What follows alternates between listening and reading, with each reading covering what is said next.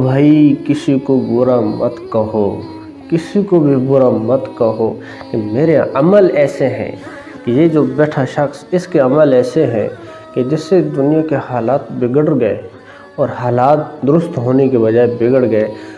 सहाबा भी थे कि वो उनके दौर में, मेरे नबी के दौर में जो सरदार थे, कुरैश और मक्का के जो सरदार थे सारे काफिर थे और मुशरिक थे, लेकिन फतूहात के दरवाज़े फिर भी खुले हुए थे। क्यों?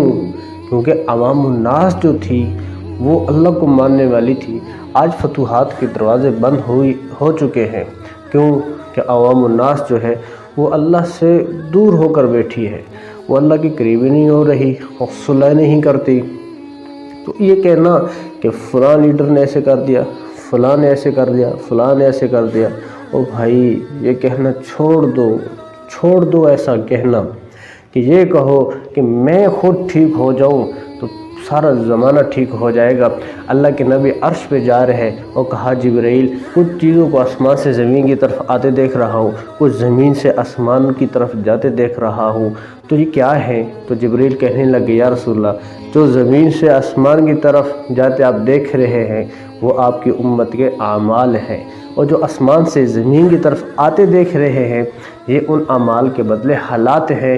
जैसे अमल करेगी वैसे हालात आएंगे। मुल्क के अंदर क्यों परेशानियां हैं, क्यों लूट मार और कत्ल व गारत हो रही है?